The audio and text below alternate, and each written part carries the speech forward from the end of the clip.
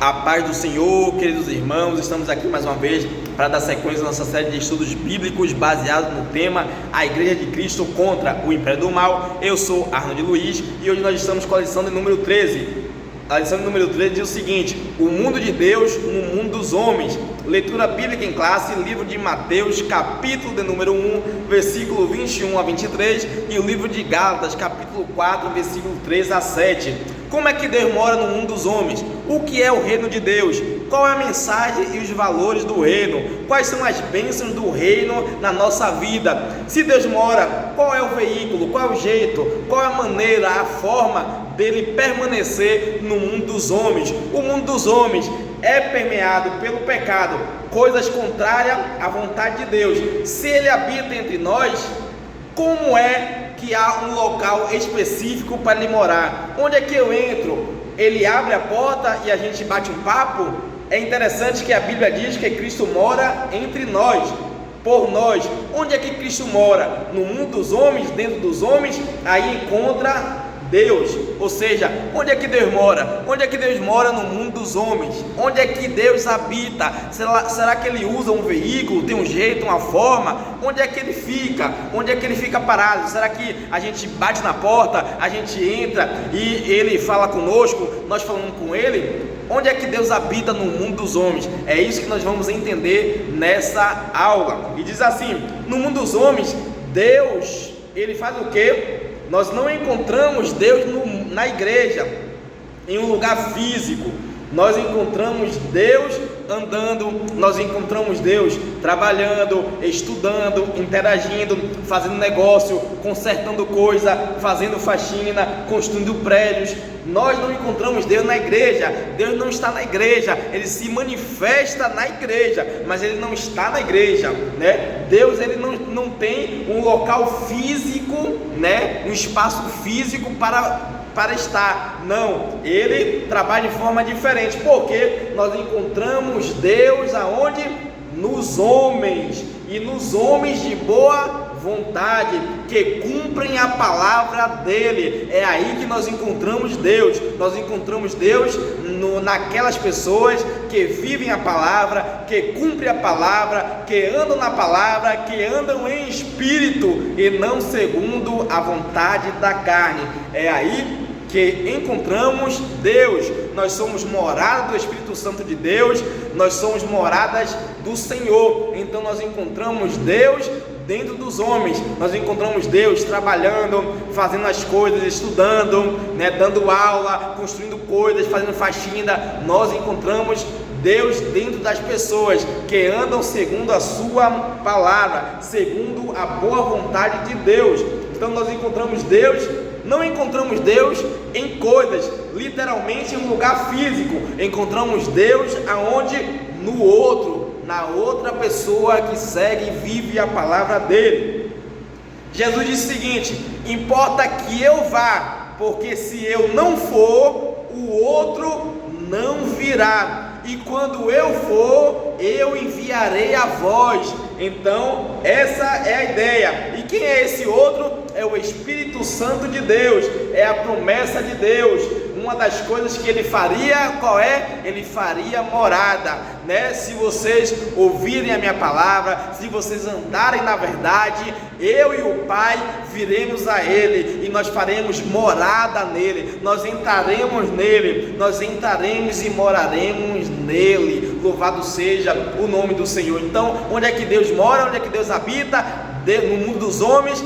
Deus habita e mora dentro dos homens que andam de boa vontade e cumprem as sagradas escrituras. É aí o lugar onde Deus habita. Então essa é a promessa bíblica. E qual é a promessa bíblica? Ele nos guiaria em toda a verdade. Enquanto ele mora em nós, ele iria nos instruir, iluminar nossa mente, ele iria aquecer nosso coração para que nós cumpríssemos aquilo que Jesus disse e ensinou neste mundo. É essa a vontade de Deus.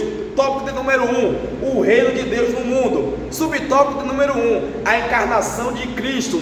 Hoje nós vamos entender de uma forma diferente. Vamos conhecer 3 segredos poderosos sobre a encarnação de Jesus Cristo de Nazaré. Primeira coisa, a matéria não é má. Por que a matéria não é má? Esse corpo aqui, os gregos nos ensinaram, né, que o corpo, a matéria é má em si mesma, mas nós entendemos que não, porque o corpo não é mau. Esse corpo que está aqui, ele não é mau, ele foi contaminado pelo pecado, mas a essência dele é boa, a essência dele é divina. E por que tudo isso? Subtópico de número 2, subtópico 1, a segunda coisa, né? São 3 segredos poderosos. Segunda coisa, a encarnação ratifica que o ser humano é a coroa da criação, é a coisa mais importante que Deus criou, é a obra-prima de Deus.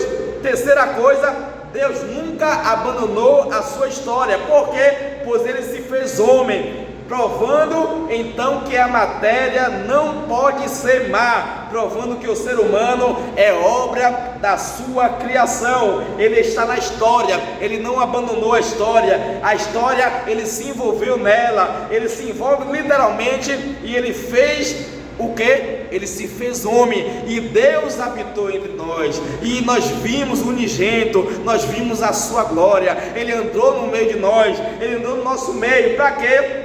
Para viver a própria história e para ajudar a gente na história. Esse é os 3 segredos poderosos sobre a obra da encarnação de Jesus Cristo de Nazaré. Ele se fez homem para morar aqui, para andar aqui, e ele andou, provando que a matéria não é má, provando que nós somos, né, obra das suas mãos, e nós somos obra-prima, a coroa da criação, e provando que ele faz parte da história, provando que ele veio e ele se encarnou no nosso meio. Subtópico 2, a mensagem do reino. Todo reino tem uma mensagem, e se Cristo veio e viveu entre nós, ele tem uma mensagem.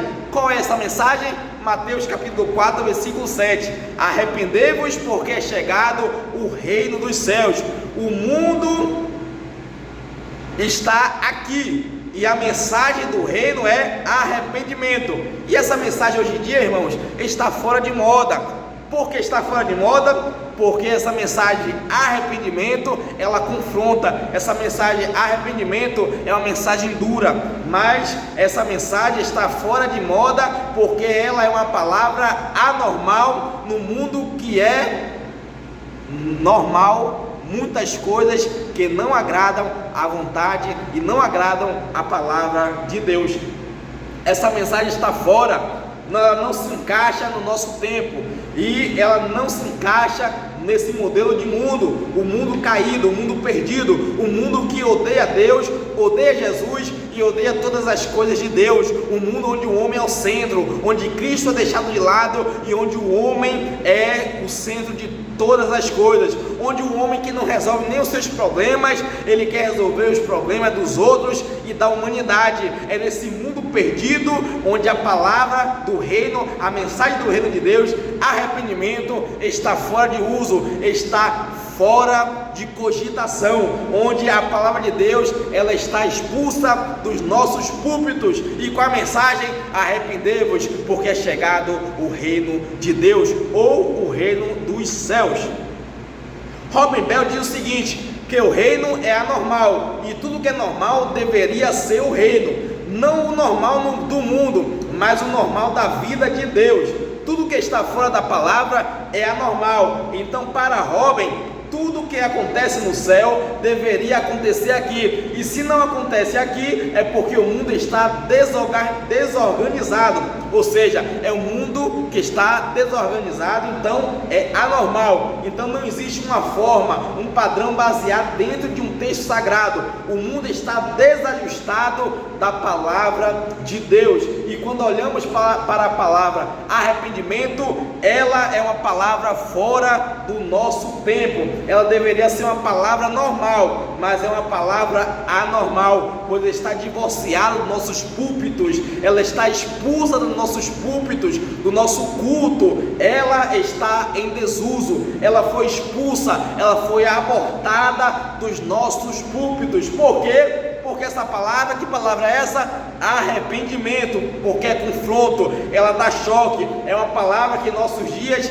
está fora do padrão. Arrependimento, que arrependimento é mudança de comportamento, é diferente de arrependimento remorso, onde é um choro de uma conversão que não houve. Remorso é uma coisa, arrependimento é deixar de praticar aquilo que nós estamos praticando e voltar-se para a palavra, voltar-se para Deus. Remorso é arrependimento sem fé, e arrependimento é quando colocamos a nossa fé, colocamos a nossa fé no reino, na palavra, a fé em Jesus. Hoje em dia ser cristão está na moda, da ibope, hoje ser cristão dá like, dá visualização, dá dinheiro. É muito interessante falar de Jesus, mas não falar da mensagem. Que mensagem? Arrependei-vos, porque é chegado o reino de Deus. Arrependa dos seus pecados, arrependa-se, porque se você não se arrepender, você não vai para o céu. E esta palavra está em desuso nos nossos púlpitos. Precisamos voltar a pregar a palavra de Deus como ela é, pura e simples,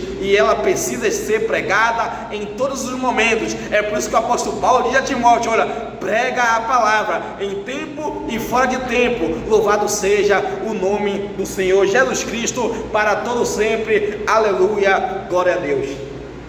Subtópico de número 3, os valores do reino. A mensagem é arrepender-se. Arrepender-se do quê? Dos seus pecados. Lendo Mateus capítulo 5, a partir do versículo 21, na verdade pode ler o capítulo 5 todo. E o que é interessante, qual é um dos valores do reino? É controlar a ira. Qual é um dos valores do reino? É fugir da imoralidade. Qual é o valor do reino? É o casamento ser indissolúvel, né? Eu vou abrir um parênteses aqui, né? Muita gente casando e descasando. O que é isso? É não viver os valores do reino.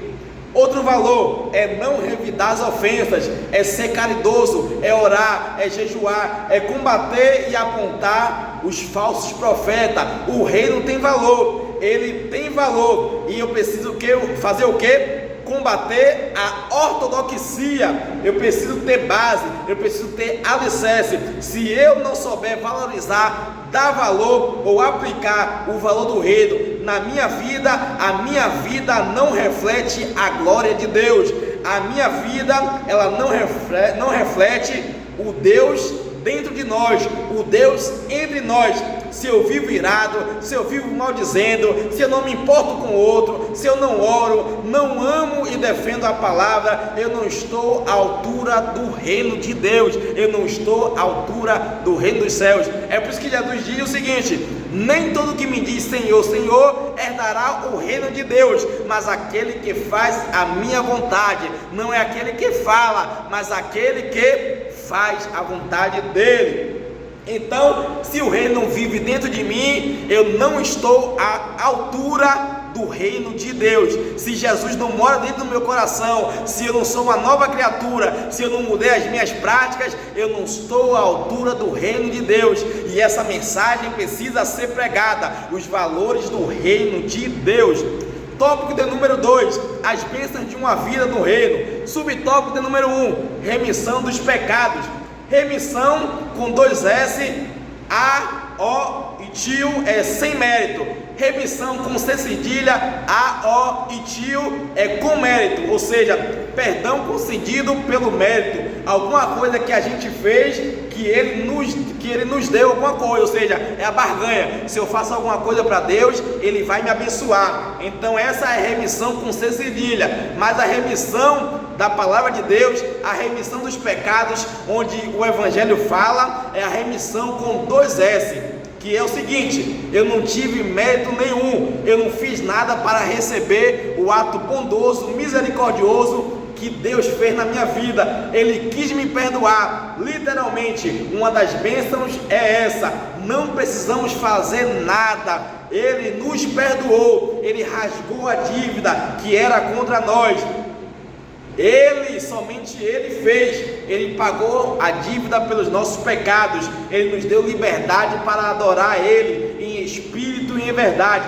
O problema é o quê? É que algumas pessoas vivem como se tivesse que pagar alguma coisa pelo dono que está morando dentro dele. Nós somos livres completamente. A salvação não é por obras, a salvação é completamente pelo mérito de Cristo, é crer no sacrifício de Cristo na cruz do Calvário. E o que é que acontece quando nós cremos no sacrifício de Cristo na cruz do Calvário? Ele nos faz assentar nas regiões celestiais. É pelo seu sacrifício. Ele viveu, ele morreu, ele ressuscitou, ele está vivo para todo sempre. É pelo sacrifício da cruz. É quando ele morreu na cruz do Calvário e antes de dar o último suspiro, ele olhou e disse: Tetelestai, está consumado. O sacrifício foi feito, foi bem feito de uma vez por toda. É por isso que quando João chega e ele está batizando, ele olha para Jesus, Jesus vindo, e ele diz: eis o Cordeiro de Deus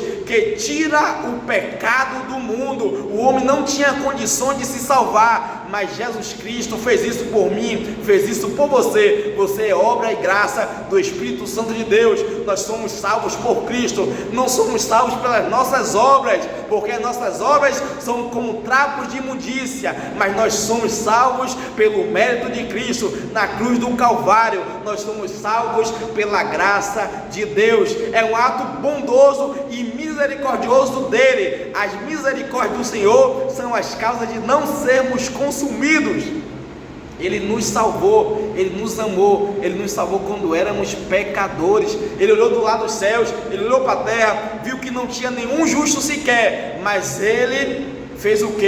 Ele deu seu Filho amado para salvar a todos aqueles que nele creem. O Evangelho não faz acepção de pessoas. O Evangelho é poder de Deus para salvar todo aquele que nele crê. O Evangelho veio e quando o Evangelho chega, ele transforma, ele muda, ele liberta. O Evangelho salva, ele cura, ele transforma. E Jesus ainda continua batizando com o seu Espírito Santo, e ele um dia vai nos levar para morar no céu. Louvado seja o nome de Jesus.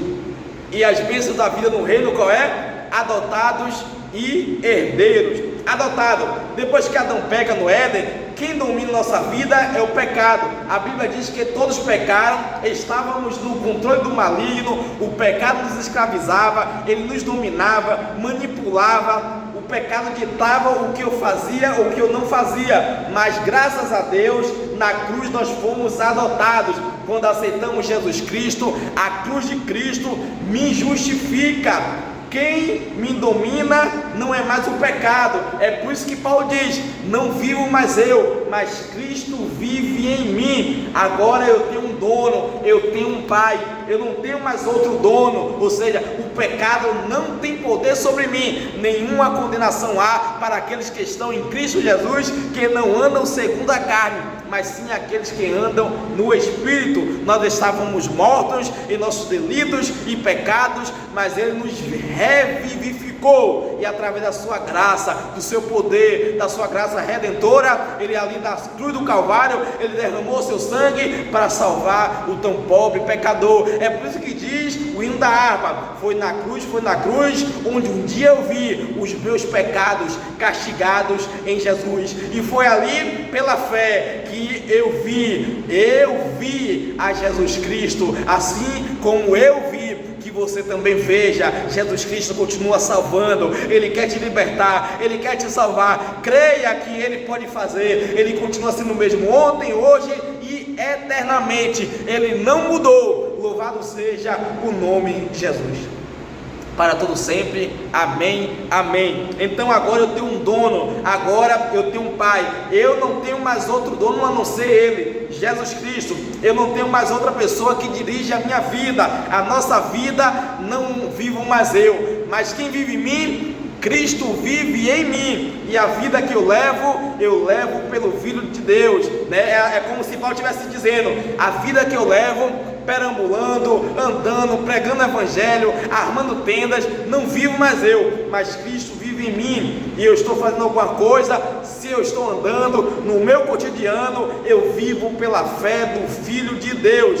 Ele está dentro de mim. Eu sou um filho adotado, eu sou um filho de Deus, ou seja, eu nasci de novo. Agora que eu nasci de novo, eu aceitei Ele no meu coração, eu sou justificado, eu fui adotado, eu fui enxertado nele. Ele é a videira verdadeira, nós somos as varas, sem Ele nada podemos fazer. E é por isso que eu digo, eu não troco meu Jesus por nada. Pode vir a luta que vier, quem nos separará do amor de Deus? Seja a cruz, seja a luta, a dificuldade, a fome, a nudez, seja qualquer coisa, nada tem o poder de me separar do amor de Cristo, do amor de Deus que está em Cristo Jesus. Louvado seja o nome do próprio Senhor e Salvador Jesus Cristo de Nazaré.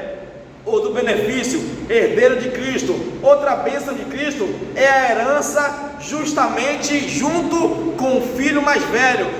Nós somos co-herdeiro de Cristo, ou seja, Cristo é o herdeiro, nós somos co-herdeiro. Através do sacrifício de Cristo, nós herdamos muitas bênçãos. E outra dessas bênçãos qual é? É onde Cristo está, nós também estaremos, porque Ele chega a dizer: eu vou para o Pai, mas um dia eu voltarei, e eu virei, e eu te buscarei, para que onde eu estiver, vós também estejais. Então essa é outra bênção, é a eternidade. E qual é o outro benefício de Cristo? Ele venceu a morte. Essa herança que eu não tenho hoje, um dia eu vou ter. Nunca mais o pecado vai me dominar, vai dominar a minha vida. Por quê? Porque nunca mais a morte vai ter poder sobre mim. A herança que Cristo nos deu não foi riqueza, não é carro, não é casa, não é viajar pelo mundo, é literalmente vencer a morte. Ainda que morramos, nós viveremos. Essa é a promessa de Deus, essa é a promessa de Jesus, é a vida eterna, é a eternidade. Tópico de número 3, os males de uma vida do mundo. Eu vou resumir esse tópico 3 com um texto bíblico. Primeira carta de Coríntios, capítulo 10, versículo 12. Cuida daquele que está de pé, que não caia. Ou seja, se hoje estamos de pé, não vacilemos. Dê valor a quem está dentro de nós, dê valor ao reino, à sua mensagem, arrependimento. Abrace o arrependimento todos os dias, abrace esses valores, cumpra esses valores. Aborrecemos o poder do mundo. Por quê? Porque Ele nos livrou, Ele nos libertou do pecado, né? Eu não preciso explicar para os irmãos o que é viver uma vida longe de Deus, porque alguns irmãos já têm a experiência, né, de não estar no Evangelho desde que nasceu e veio uma vida longe de Deus. E aí Jesus resgatou, encontrou, libertou, transformou, adotou, justificou, e aí essa pessoa sabe. Então você que está de pé, né, se mantenha para que não caia, né? E muita gente também que nasceu no Evangelho conhece muitas pessoas, né, que estão nas drogas, na cachaça, no tráfico, que estão aí pelo mundo, e elas se renderam a Cristo, elas aceitaram a Cristo como seu Salvador, e nós vemos a mudança, a transformação na vida das pessoas. Então nós sabemos o que é uma vida longe de Deus. Então eu não vou dizer aqui o que é uma vida longe de Deus, mas resumindo aquele que está de pé, se mantenha para que não caia. Viver sem Deus é caótico, viver sem Deus, longe da presença, não é bom. Então se agarre com o Senhor, lute para não cair, se agarre nas promessas de Cristo, faça qualquer coisa, custe o que custar, fique de pé, permaneça, tome cuidado para que você não caia, tome cuidado para que você não deixe esse lustre ser que mora dentro de você sair da sua vida, sair da sua casa, do seu corpo. No dia que ele sair, o pecado entra de novo. Então seja inteligente e cuide do templo do Espírito Santo de Deus, cuide desse ser que está dentro de você, né? Continue mantendo a relação com ele, orando, buscando, jejuando, consagrando, né? Pregando o Evangelho, fazendo a obra do Senhor, né? Seja completo, em qualquer momento. Tenha certeza, Ele cuida e Ele está cuidando da nossa existência. Deus não desistiu de você, Ele não muda, Ele está te observando. Ele veio aqui viver a história e Ele continua na história. Ele tem um poder, Ele está sentado no trono, Ele tem um poder, o controle de toda a história. Deus não perdeu o controle da sua vida, da sua existência. Tenha fé em Deus, tenha paciência, seja firme, constante e abundante na obra do Senhor. Saiba que o seu trabalho não é vão no Senhor. Deus abençoe a todos, né? Até semana que vem, querendo Deus, e que possamos a cada dia estar crescendo na graça e no conhecimento do Senhor e Salvador Jesus Cristo de Nazaré, né? Foi um trimestre abençoado, um trimestre de muito aprendizado, e que o próximo trimestre seja também um trimestre de vitória, de bênção, de milagre, de testemunho, e a vitória é nossa, em nome de Jesus. Até semana que vem, que Deus abençoe a todos, né? A paz do Senhor. Amém.